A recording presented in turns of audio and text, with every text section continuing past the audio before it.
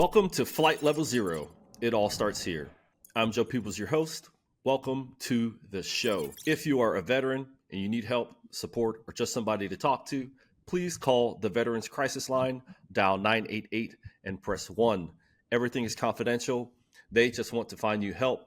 What you are going through is a unique situation that only service members and their families understand, so please reach out to the people who get it. Flight Level Zero is brought to you by JP Aero Technics. JP Aero is an AOG mobile maintenance provider for Part 135 and Part 91 business jet operators. We provide quick and reliable service to the southeastern USA. If you have a downed aircraft, MELs, or just need somebody to do service checks regularly, we can support you. Call 833-807-3131 or just email aog@jpaerotechnics.com. Welcome to the show, everybody. This is Flight Level Zero. It all starts here. What do we talk about at Flight Level Zero? We talk about the aviation industry. We talk to aviation industry professionals about their journey. We talk about self-development and how to become a dominating factor in life and in industry.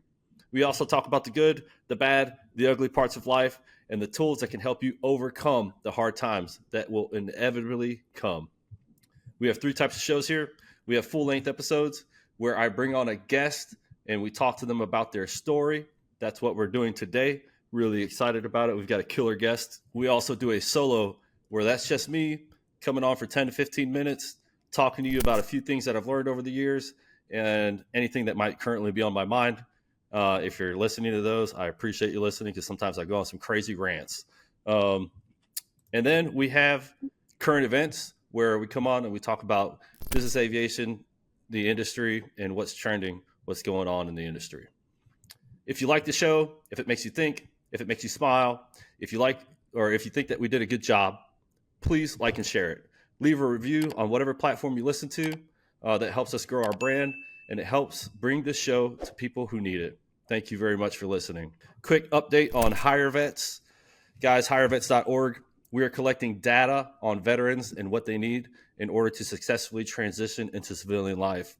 You can go to hirevets.org and answer a questionnaire. We have 3 simple questions on a survey link. All you have to do is click the link. Everything's absolutely anonymous. We are just trying to collect data so that we can help veterans by giving them a product that will actually help them. So you don't have to be a veteran to answer the questions. If you're a family member or a friend of a veteran and you think you might know something that they need, please just go on there and take about 5-10 minutes and answer those questions. We'd greatly appreciate it. Whew, man, I got nervous there for a reason. I don't know why. Now that we're done talking business, let's get down to business. Today, I'm thrilled to welcome a leader in business aviation with a remarkable career spanning over 2 decades. Jamie Munoz has been in the forefront of the industry, bringing both innovation and expertise to her role as a general manager at FBO or Galaxy FBO, one of our country's most advanced fixed-base operators. She's been recognized as the NBAA's top 40 under 40, and her leadership extends far beyond operations. With more than 23 years in the field, Jamie has developed a reputation for her commitment to safety, exceptional customer service, and strategic vision. Her time as the co-chair of the NBAA Young Professionals Council reflects her dedication to building the next generation of aviation leaders, mentoring young professionals, and promoting growth within our industry.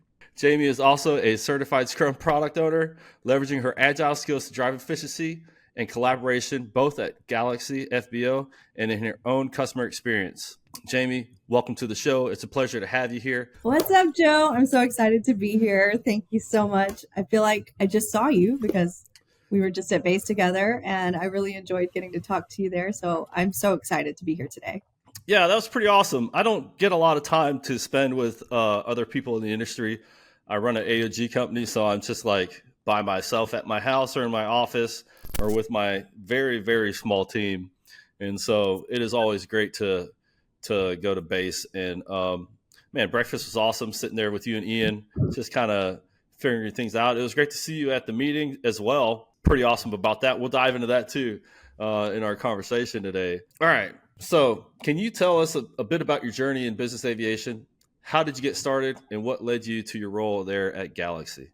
Sure. It's kind of a long journey, and I'll try to make it as short as possible. We've got time. There's a lot of twists and turns along the way. But so when I graduated high school, I moved to Dallas, and I was going to college, and quickly realized that the cost of living in Dallas was a lot different than it was in my small farm town of 1,200 people in rural West Texas. So I needed a job making more money than what I was making at the time at Hallmark. Actually, I was working for the greeting card company. Awesome. And so I started on a search. This was back when, you would go through the newspapers looking for job listings.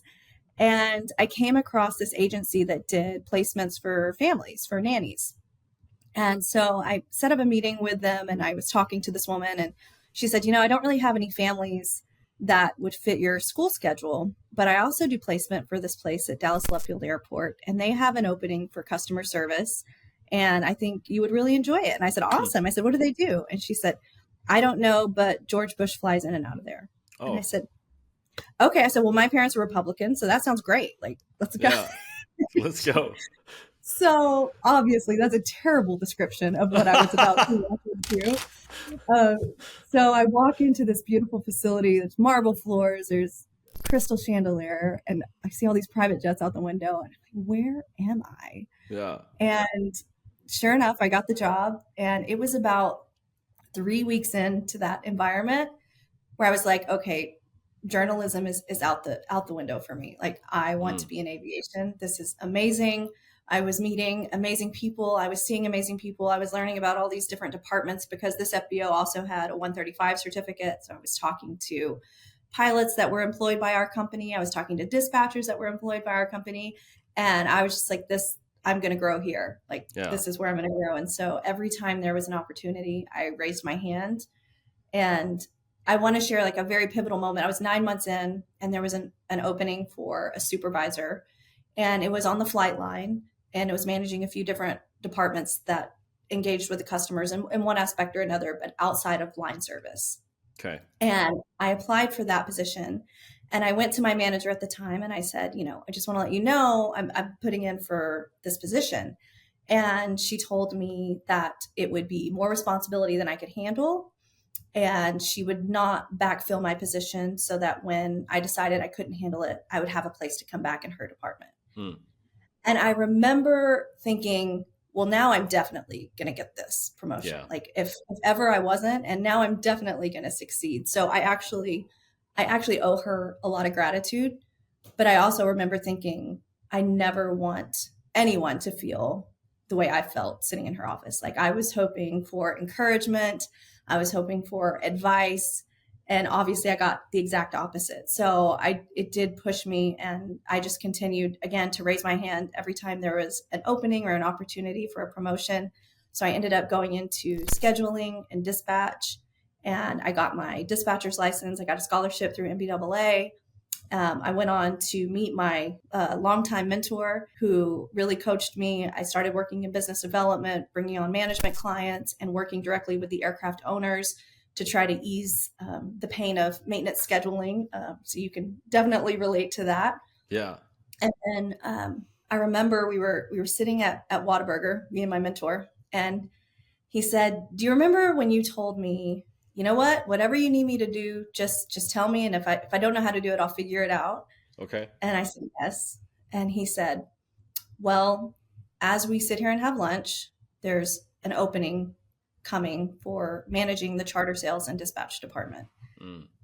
And I said, okay, like I was a dispatcher for a couple years, but that's a whole other beast. And he said, Jamie, I can teach you to do anything, but I can't teach you to lead people. That's in you. And I want you to go lead that department and grow that department.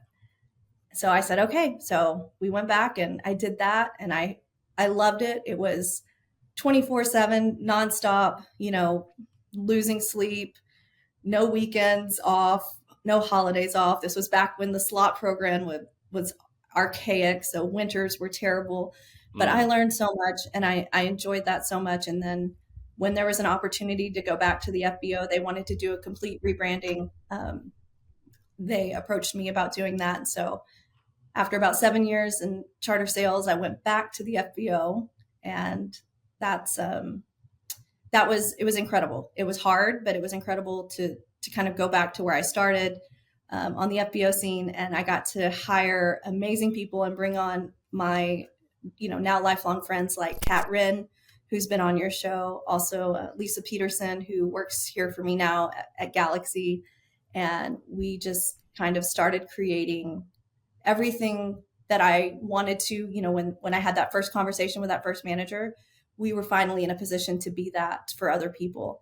And so it really kind of changed my life. And when I was approached to leave that to go into the software world, which was extremely uncomfortable, I knew that I needed somebody that I could trust that would not only continue on what we had built, but would be better at it than me. And so I went to Kat at the time. She was back with Epic, and I said, I think I'm going to be leaving in the next 6-9 months, and there's nobody I would trust more than you to come back. And so we were able to bring her back, and the rest is history with her. She obviously did an amazing job and did exactly what I knew she would, and she was just took everything to new levels at the FBO. While I was working in software, we were building an FBO software program, and one of my favorite usability testers was Galaxy FBO in Houston. And so they would constantly give me feedback, and we would do testing on different modules and things like that. And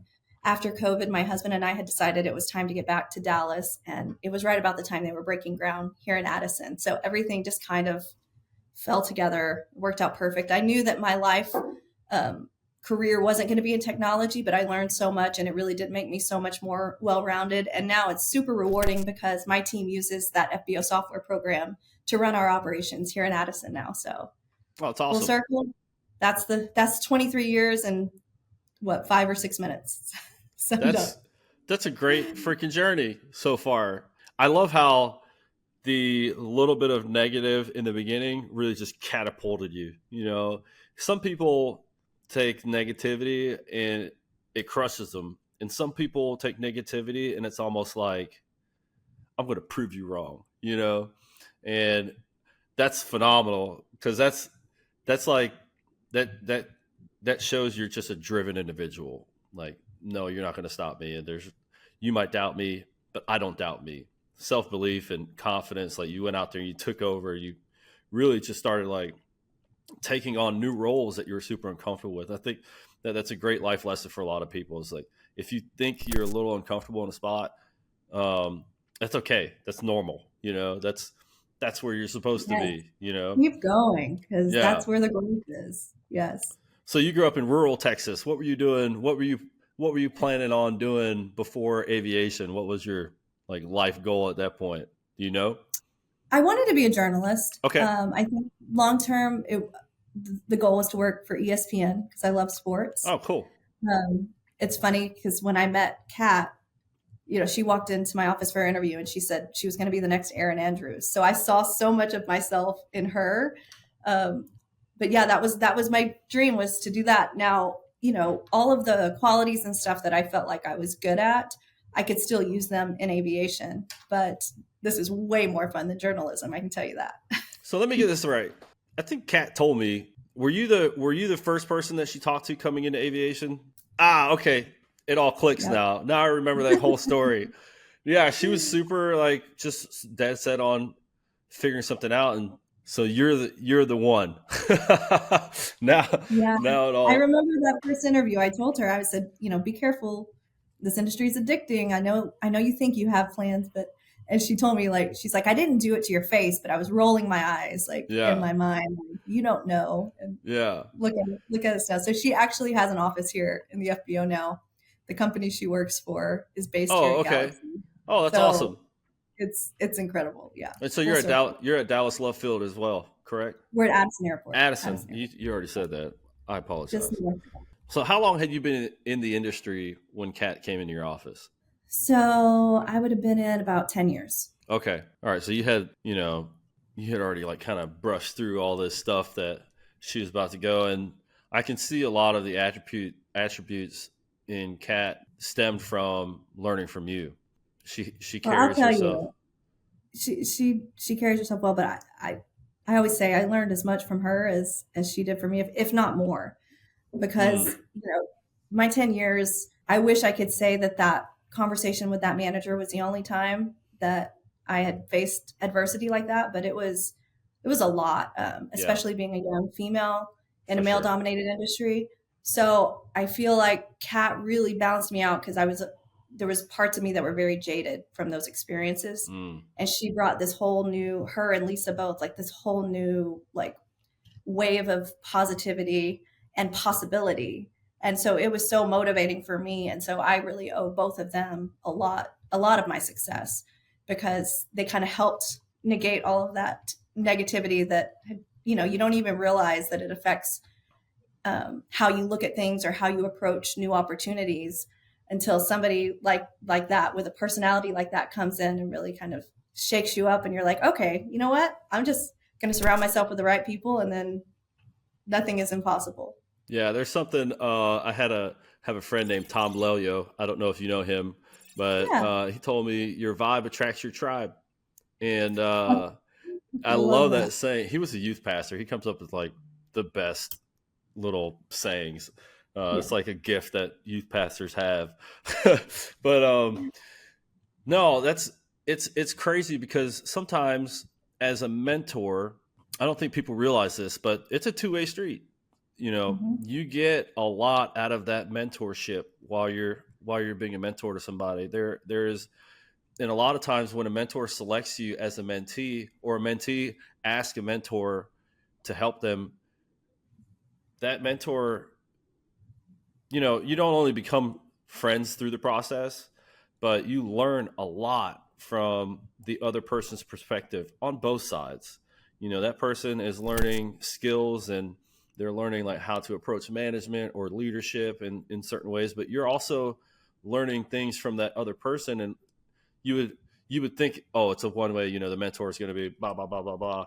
But from the mentor side, you learn a lot. You learn empathy.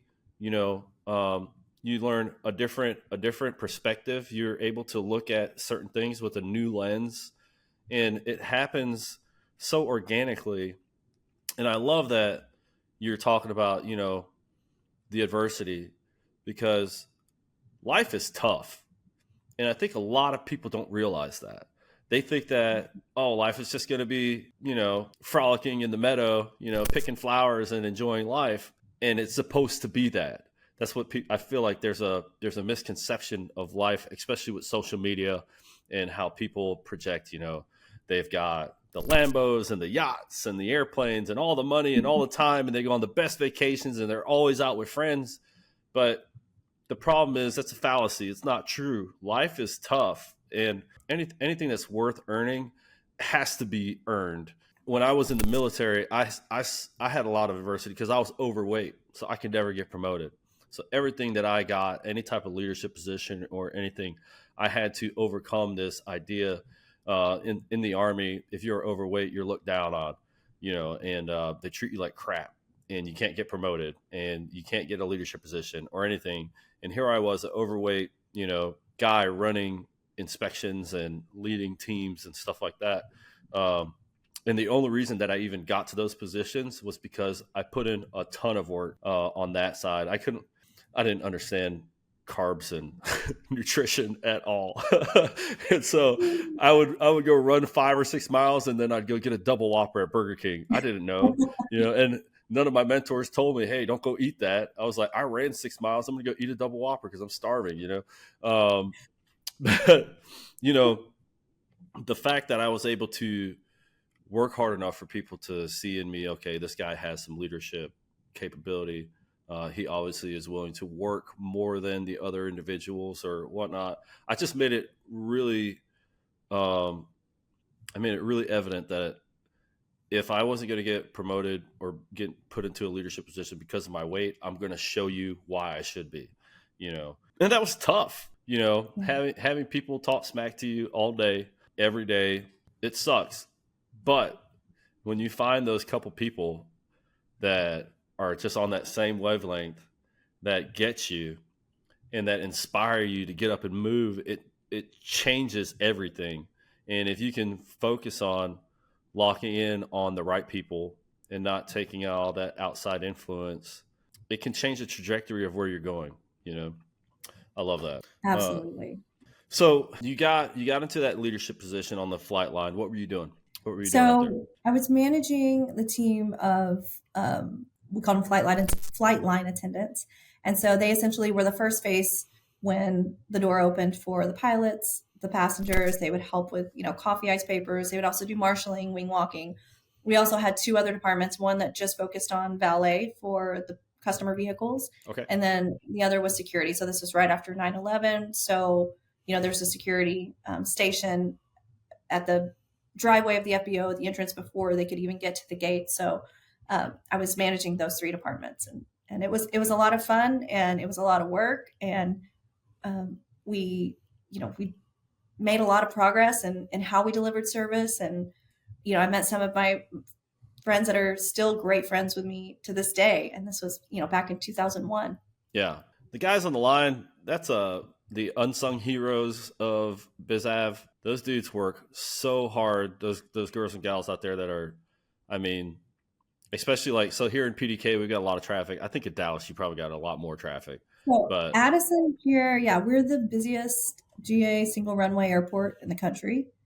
And I will tell you, getting this role at Galaxy was amazing because I had all these philosophies, even when I was at Love Field, about leadership, even when I went to World Fuel about leadership. But this actually gave me the opportunity to put all my theories to the test because I got to hand select every single FBO. It's a brand new, 17-acre ground up, they built from the ground up. And I will tell you, it's a game changer when you don't inherit things or people that you have to kind of work around. Yeah. And we have been able to create such an amazing culture. And I have the line staff I have, they are amazing. They work hard. And when they're not here, they're still checking in. They're picking up shifts. They have each other's back. Like it really is a beautiful, harmonious. And of course we have our struggles and, times when we all butt heads, but I really cannot say enough about the team I have on the line and a customer service because they juggle a lot too. I mean, they've got radios, phones, air ink, like they've got, and then the customer there, in their face asking for things. And I really can't say enough good things about the team here in Addison. And I love that we were able to select, and we talked when the leadership team and we talked a lot about the type of people we were looking for. And, in a job market where people are having trouble finding good help, they're having trouble retaining, I told them, our philosophy is going to be, if they want to work in line service forever, that's amazing. If they want to work in customer service forever, that's amazing too. But there's very few people that really want to do that. For a lot of people, this is very entry level and they have other aspirations. And I said, so our goal is going to be to get them there. Yeah. And one of them said, well, but then we're going to have high turnover. And I said, there's positive turnover and a negative turnover. I don't want people leaving us to go down the field and make $1 more an hour. Yeah. That's not what we're looking for. I want people leaving us because we're a stepping stone in their career to something better that's getting them closer to where they ultimately want to be. And that philosophy, I think, has done us really well because not only do we have quality people, but whenever they do leave, we've had 3 that have come back and said, okay, I did that. It wasn't what I thought it would be. Can I come back? And I tell you, there's no bigger compliment than somebody that has left and wants to come back. So we've also seen this really good, amazing, positive retention. And so I could talk about this team all day. They light me up. And I told somebody back in August that I met with, like, they inspire me to be a better leader, because when you see people that are willing to do the work and you have good people that are under your care, then you just want to grow your skills to be the best you can for them. It's very similar to being a parent. Like, I just want them to feel loved, to feel cared for, to feel safe, and to go on to be better than me. Yeah. Well, and it's a huge compliment. I like that philosophy. The philosophy is pour into the team. Pour into the team, whether you think they're going to be there forever or whether you think they're not. I think one of the biggest compliments that anybody can give later on in life, whether they stay at your FBO or they go somewhere else, is like, man, that job is the best job that I ever had. And that's what got me to this position where I'm at today, is because I worked with Jamie or Kat or whoever, like, wherever they were, that person influenced me and poured into me, and I learned so much from that individual, and that's what got me here. That's a huge compliment, no matter where they are in life. And I think that's a fantastic philosophy, because it built a culture of growth, and it builds a culture of retention. People are going to stick around, and the great thing about that is, yes, you may have high turnover, like you were saying. That doesn't mean it's a bad thing. The culture weeds out people who don't fall in line with the culture automatically, because they're like, this is weird. I don't like working with all these happy people, which is weird. But I don't. No, If somebody comes in it's true. and they say don't want to work hard on the line, after a while they're going to feel like they don't fit in, because everybody's out there busting their butt, to get their job done. Or for the CSR who's handling, like you said, the walkie-talkies and the radio and the customer in front of them, plus their dogs and their cats or whatever they're bringing on, and their kids and their bags. And, you got the person at the gate calling you and saying, hey, we need to get into the gate and go to this airplane. The toilet's flooding or something like that. There's all this stuff going on, and you have to have a certain individual in that spot. And so creating this culture that you're building really helps weed out. After a while, it weeds out people who don't fit in, and then eventually It really does. And go ahead. And the other thing too that I love is that the team becomes protective of that culture, right? Of what we've created. So when you do have somebody like that comes in, because man, I've seen some people that nailed some interviews, and then they get into the job and we're like, whoa, like where did this personality come from? Mm-hmm. But the team really becomes protective of that.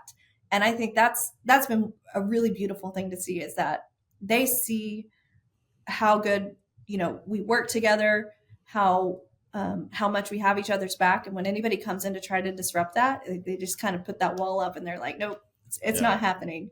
And I think that's one of the biggest testaments, is that happens whether I'm here or not. I have to travel a lot, and it still continues to take place. And so I think it's a sign that I have the right leaders in place, and my line service manager, my FBO experience manager, and also just an amazing team in place. So when you can build that, it's very rewarding. Yeah.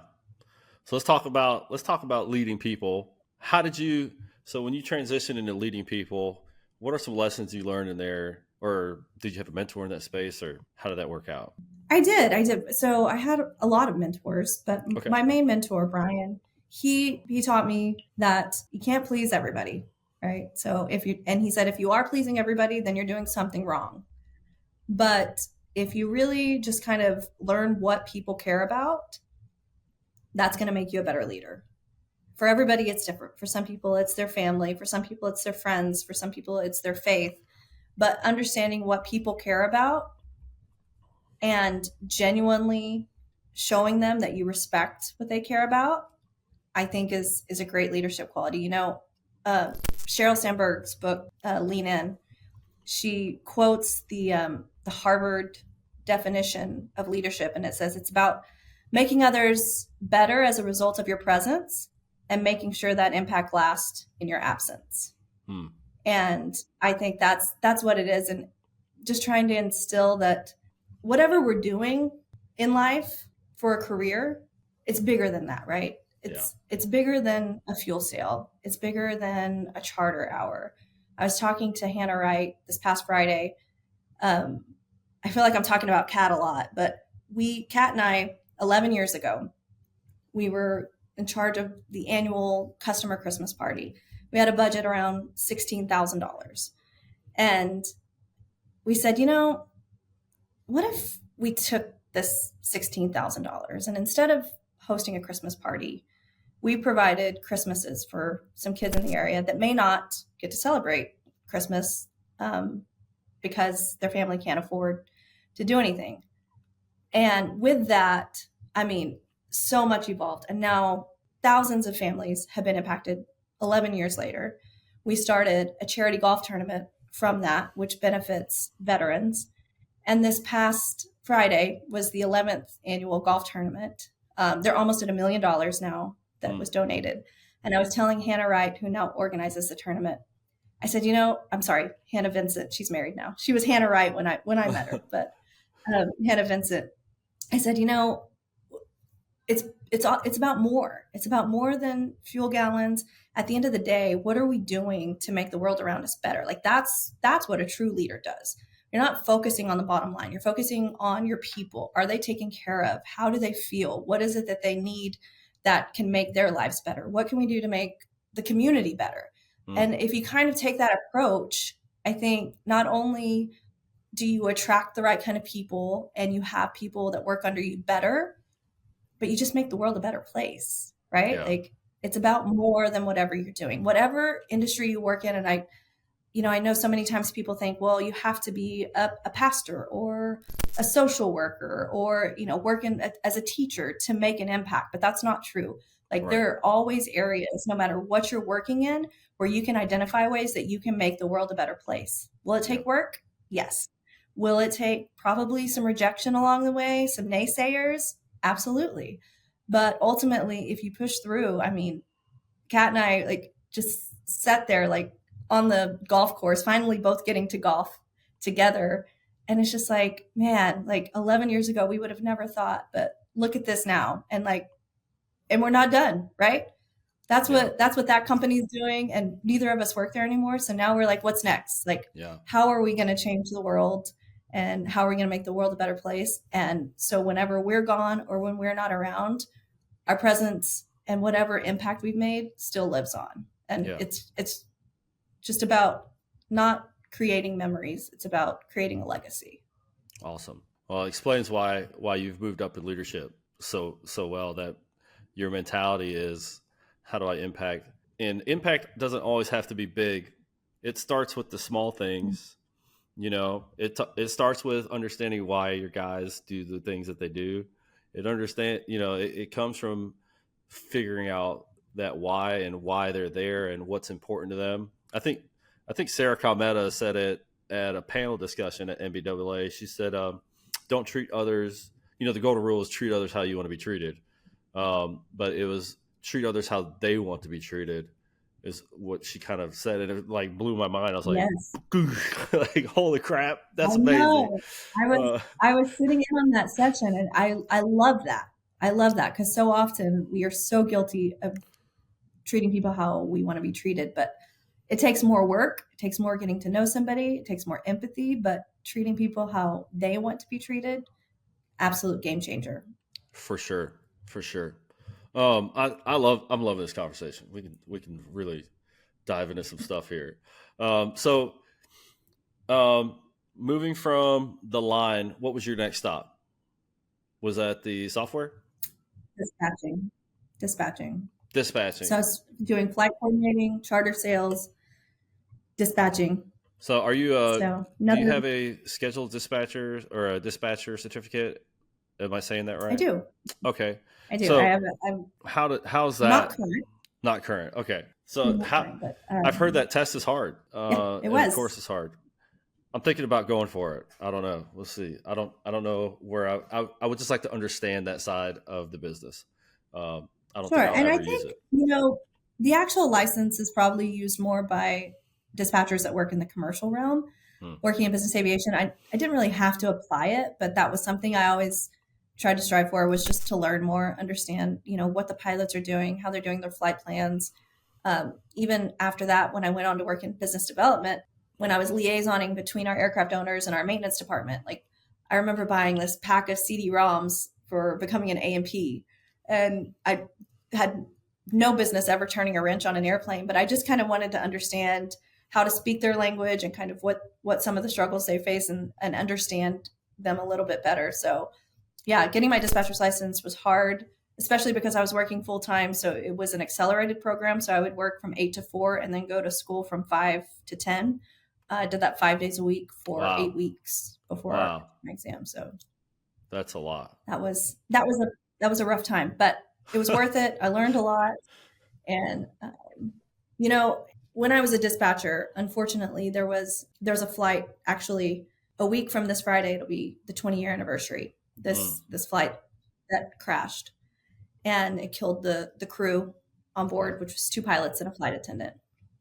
And it was another kind of pivotal moment. I was still very young in aviation, very new, and I didn't really realize the impact that it had on me until later when I was entrusted with bigger teams and kind of reflecting on that time, because everything was just so chaotic, right? Like Yeah. it was you're dealing with media, you're dealing with families, you're going to 3 funerals, and like it was just chaos, so many questions.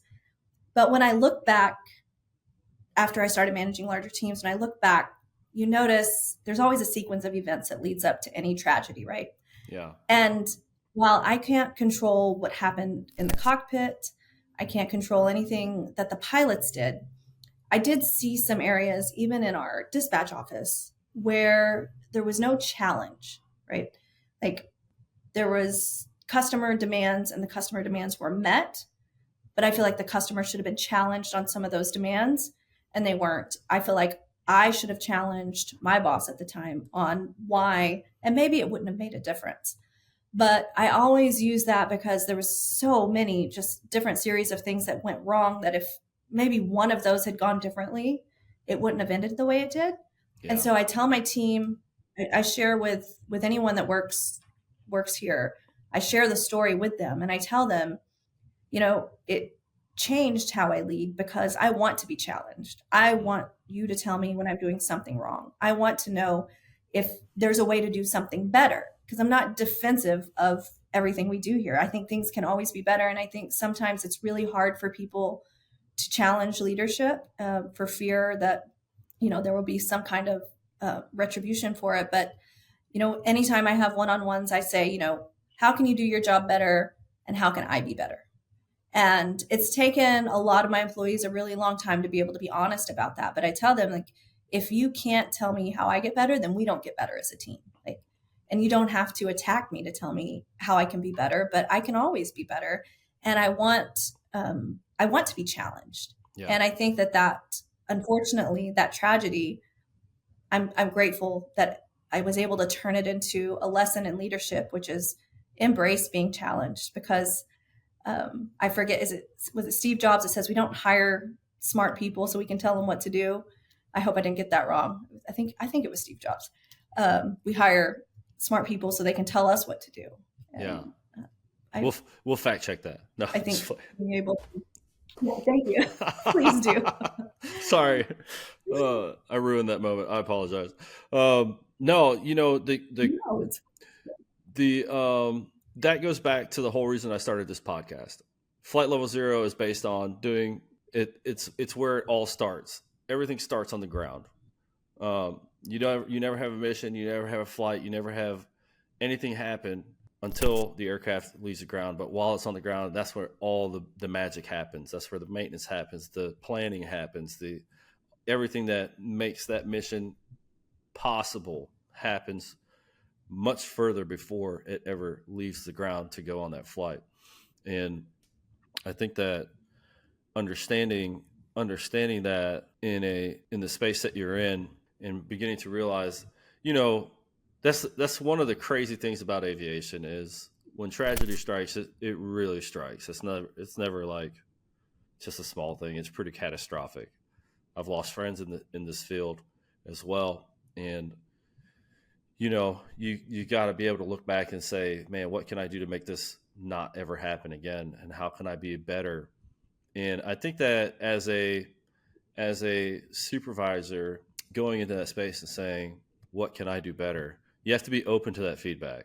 You have to be ready for what's going to come to you. Because sometimes somebody might say something you don't really like. And that's not even on a supervisor position. That's just in any position, in a marriage, in a relationship, in a friendship or whatnot. It's hard to take that constructive criticism. And sometimes it's valid, sometimes it's not. But most of the time, if it comes up, it's probably a little bit valid at a minimum. Oh, sure. And it's just so natural to get defensive, right? Because you don't have any ill will. There's no bad intentions behind any decisions that you're making. So it really is just that innate reaction to be like, what? How can you not see or understand why I do it that way? But I spend so much time thinking about those conversations, and it really has changed changed me for the better. And hopefully it's just helped our organization to continue to improve. And I always feel better when people that maybe haven't been able to tell me before come forward and say, I really wish, you would do this, or I really wish we could do this as a company. It really does make me feel good, because I feel like now it's become a safe place for open conversation. It takes a lot of courage for somebody to open up like that to a supervisor, or even, like I was saying earlier, in a friendship or in a marriage or whatnot.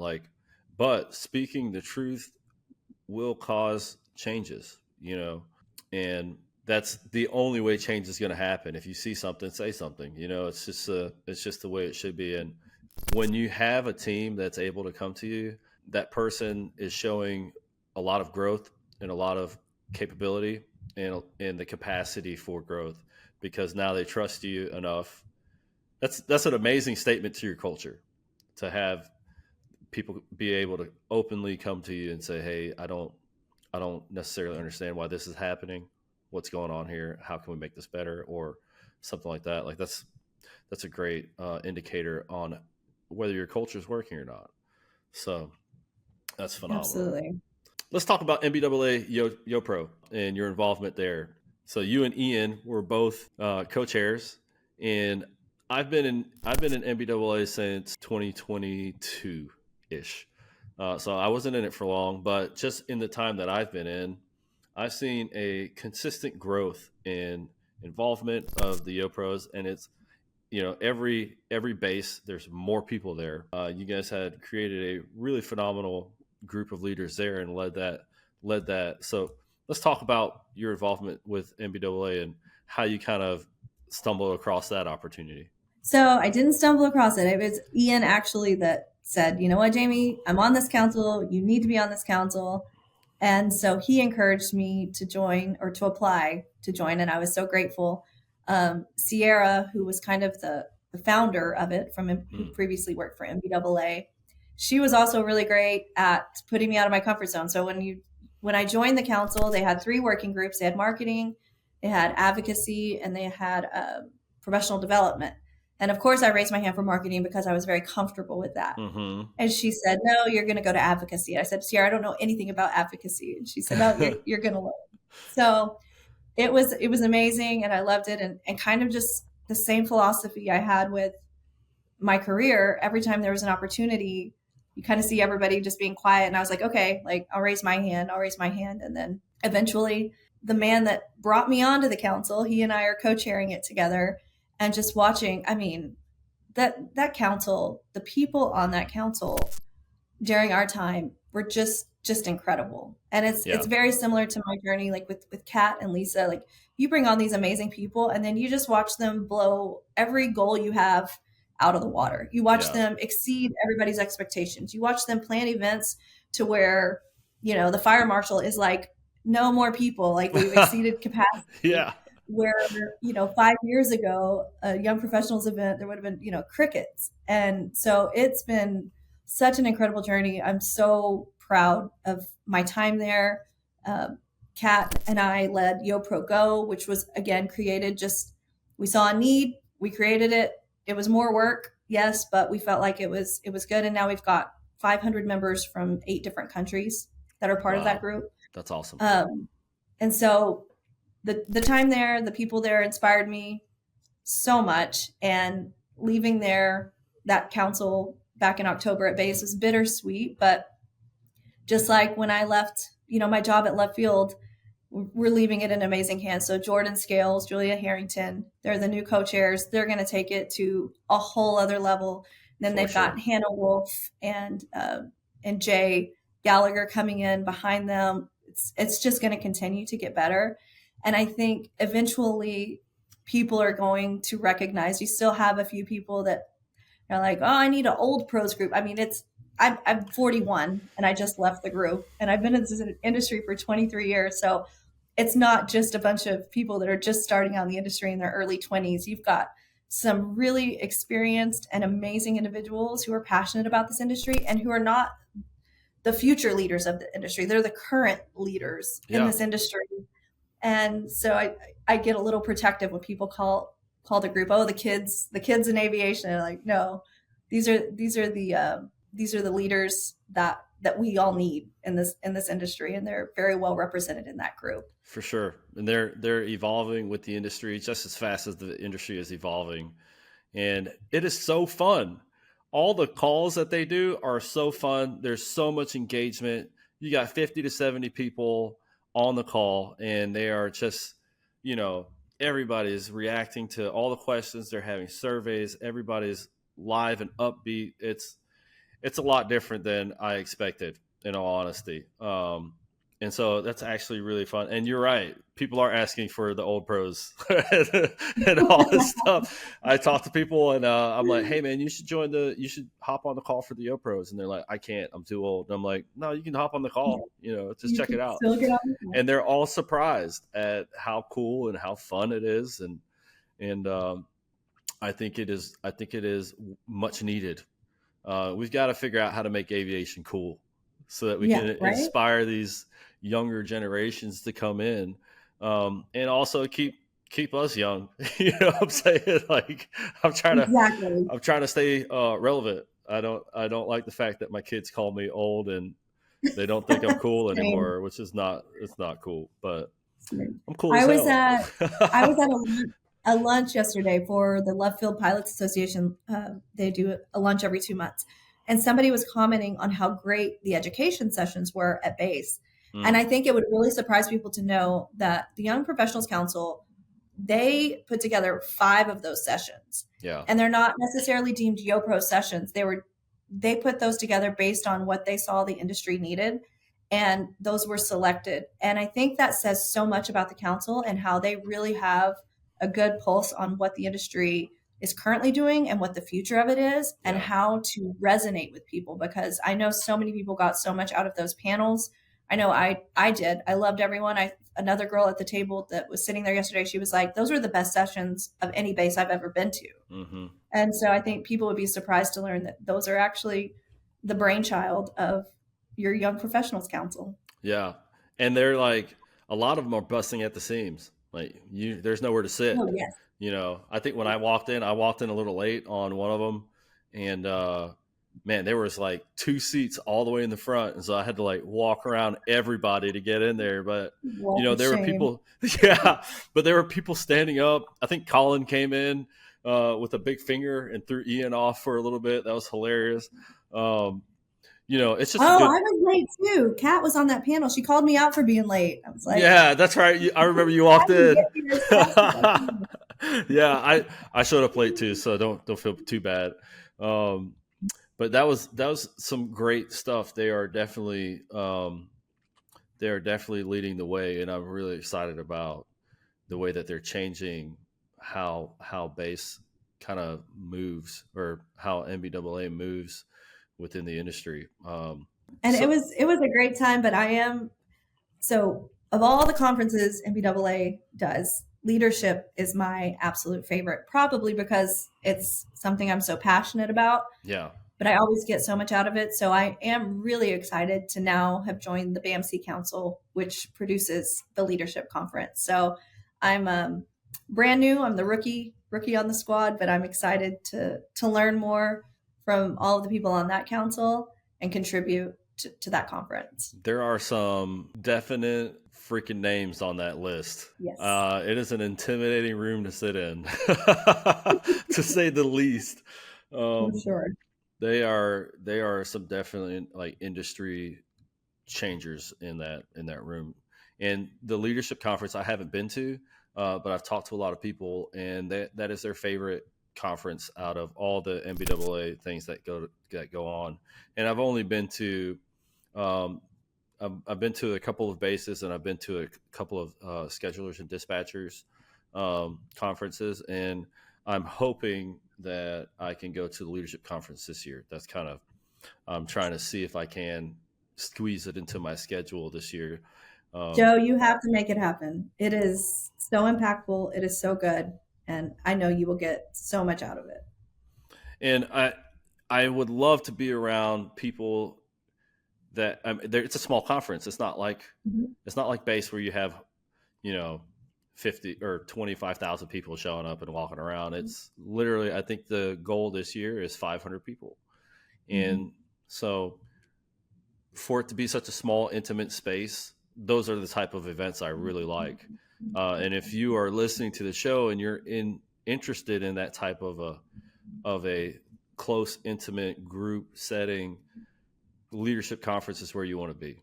You know, I believe I was just looking it up. I think it's end of January this year. I'm gonna look it up real quick so I can put out the dates. Amelia Island, Florida. So I've heard the location is great, and again, the content is always amazing.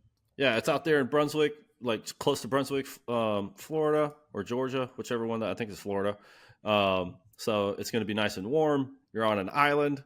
Who can beat it? You know, that's freaking great. And so being part of BAMC, I think we talked about this at the breakfast right before that day at base. That's kind of like that's what you want to do. You want to be on that team, which I think as being part of BAMC, that kind of puts you in that slot because that's what they do, right?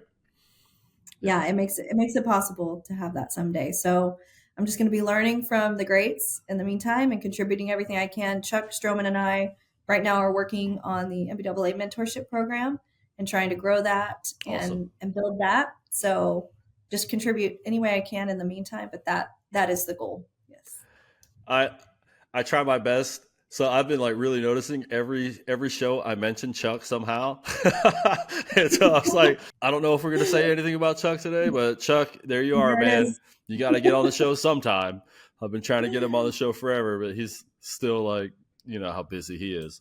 But also phenomenal facilitator and connector right there. If you guys don't know Chuck, and if you listen to the show, you probably do know Chuck. So most likely you've talked to him on the phone at least once for about 45 minutes. So yeah. Well, Jamie, I didn't even have to ask you a lot because you kind of led right into the next questions that I was asking or going to ask you throughout the process. And so what an amazing conversation. I really appreciate you coming out and spending some time with us today. Oh my gosh, Joe, I love it. I could talk to you for days about any of this. I'm so honored that you asked me to join you today. And I'm looking forward to seeing you at Leadership. Absolutely. I'm going to try and lock it in. Guys, check it out. Check out MBAA Leadership Conference. It's going to be end of January. I just looked it up, but I've already forgot because I'm a spaz. But it's right there at the end. It's like in the 20s somewhere. And I wanted to say something really quick. If you are not involved with a regional group or something like that, just understand this. Jamie is general manager at a FBO, and she's kind of done a lot of stuff within that industry. But things like YoPro Leadership Council and chairs for this type of event, or BAMC, which she's on now, these are all volunteer positions. These are not things that you get paid to do. And so creating impact, you have to understand you don't get paid for everything in life. And being involved with networks and groups of people that are doing things out of the goodness of their heart or out of the drive to change the industry or whatever you're involved in, being in these networks of people that are working for free, because this is a lot of work. YoPro is not something that's simple. BAMC is not something that's simple. Creating an organization and doing events like Leadership Conference, or doing events and running teams and creating committees and going to DC and speaking to legislators and stuff like that. None of that stuff makes you any dollars, but it creates impact. And so please understand that there are people out here that are doing great things that are not making a single cent for it. But the network, inevitably, you create a network and maybe business will happen somehow, some way. But these people are just out here creating impact. And Jamie, I salute you for that. That's freaking phenomenal. I'm super grateful to know you, and I really look forward to working with you in the next couple of years and seeing where you're going to go, because I think that you are definitely a trendsetter in the industry. And so thank you so much for spending some time. I think my audience will benefit very much from our conversation today. Well, thank you, Joe. You're an inspiration. I appreciate all you do, not just for our industry, but also the sacrifices that you make with your time to help veterans. It is It's so needed. We owe them so much. And I appreciate all you're doing with your organization to help them as well. Thank you. I appreciate it. We're figuring it out as we go. Everybody, that's the show today. Check her out. We'll have her LinkedIn on the page here in the show notes. And if you're interested in going to NBAA's leadership, I am going to put a link for that as well in our show notes. And we'd love to see you there. And that's it, guys. If you like the show, please do not forget to like and share. And please leave a review. And I forgot to mention in the beginning of the show, if you're still listening, if you're still here with us, we are going to YouTube here soon. If you're seeing this, it might already be on YouTube at that point.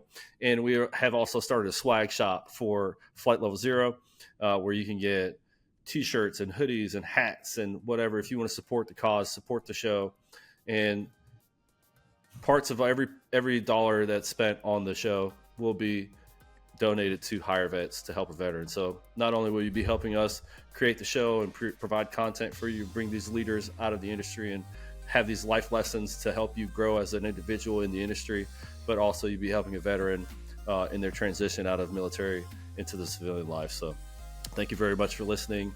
This is Flight Level Zero, and I am Joe Peebles, your host. We're out.